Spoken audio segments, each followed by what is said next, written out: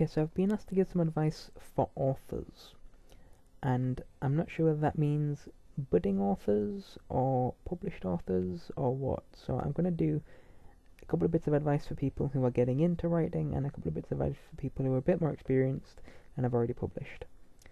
So, in terms of you new people to writing, who probably haven't published yet, you're kind of new, your writing is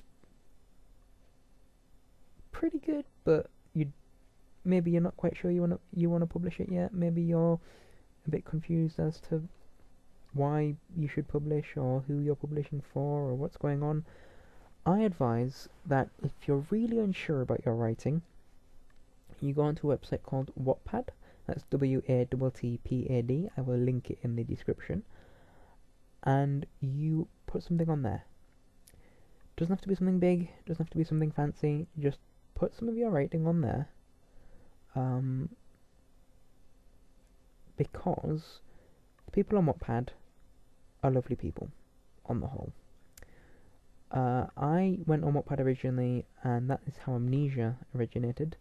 It got such positive feedback that I actually published it because of that. And I also rewrote the 2 sequels, and now they are out as well. Which means that officially I started as a amateur author on Wattpad, and I am not ashamed of that, and neither should anyone else be. So if you really don't want to publish, go on there. I swear to you, someone will love your work. Someone out there will love your work, and it will give you the confidence to think, right, either I need to improve or I need to publish. And you will do one or the other. And over time you will improve anyway. So it's better to get your name out there while you're still working on things, as long as it's not complete dribble. And as long as you're not writing as badly as 50 Shades of Grey. But still, kind of get your name out there, make sure people know who you are, or at least a few people, just a few, even if it's just friends who know your writing and just like it, then that's good. Just all you need is a small group of people who will back you. I have that. We actually back each other. There's like a group of us who are all writers, and we all kind of back each other. But I think like there's a couple who are non-writers who just kind of are there to kind of keep the pep up, which is really lovely, and it's great, and I love it. And we're all good friends, and I think there's about 5 of us, but it's slowly expanding, which is good. And it's always good to have that, like a little kind of miniature kind of support group to kind of, each tell you how great your books are, kind of thing. It's great. So yeah, that's a good idea. Also, if you are going to publish, if you're writing fiction, publishers will be very difficult. I'm saying this because of how much fiction there is self-published. Publishers are very difficult with publishing fiction. They will avoid it at most costs. They will only go with exceptional fiction works, and they will pay a lot less than they used to as well. Whereas non-fiction, depending on the subject matter, publishers are dying to get their hands on. So if you're going to write non-fiction, do, because that's where the money is at the moment.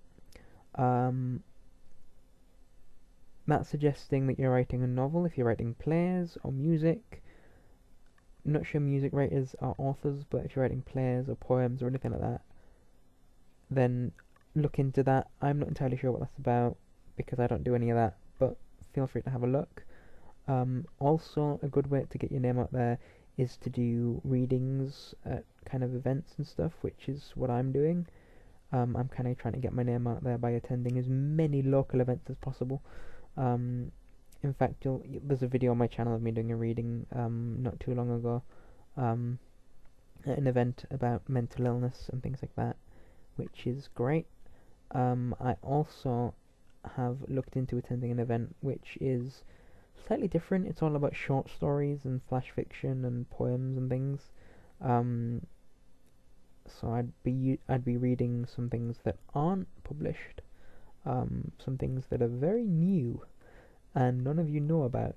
Um, a lot of stuff that I wrote with a writing group that I go to once a month, which I've just realised I may have missed this month.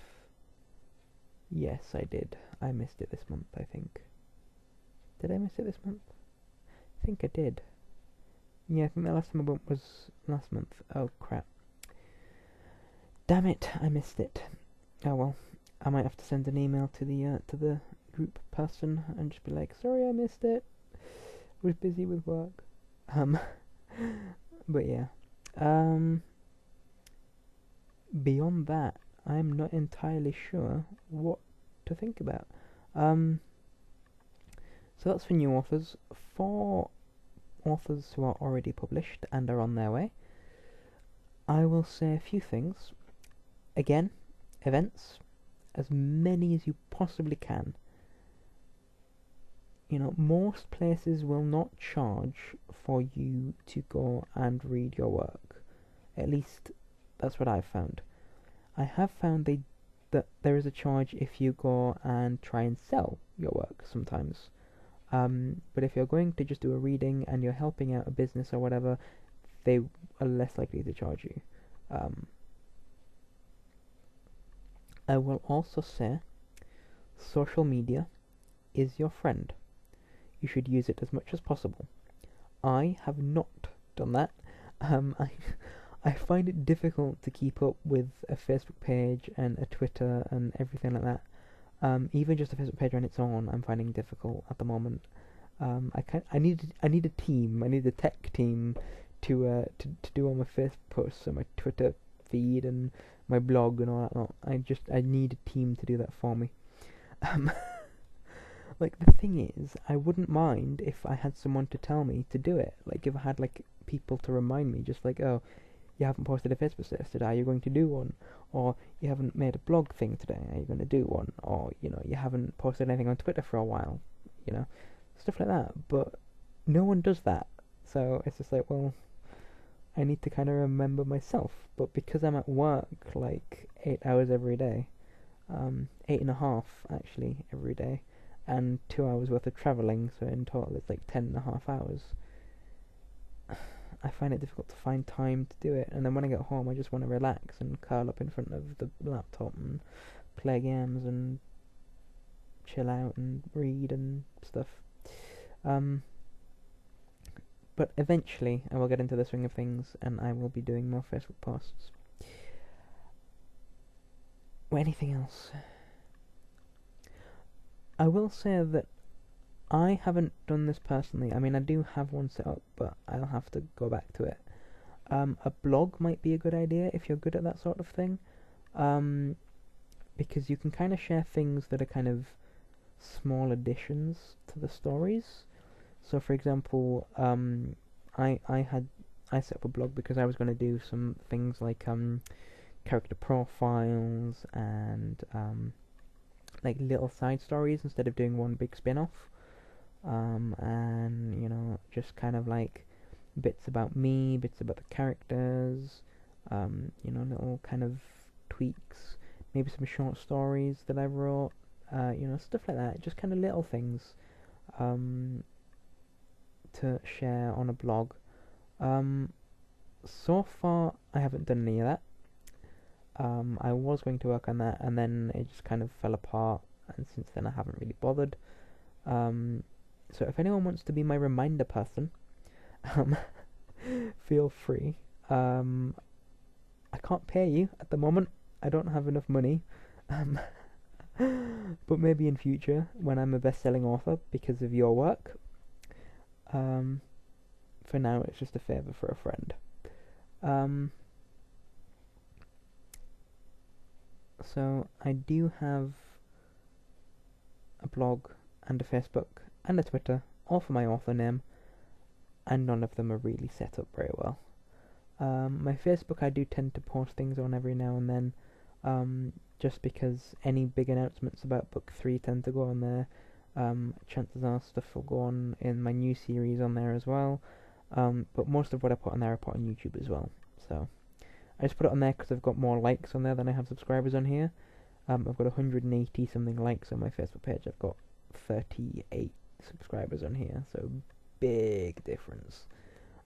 Plus, most of my friends who follow my author stuff are on my Facebook page and not my YouTube page.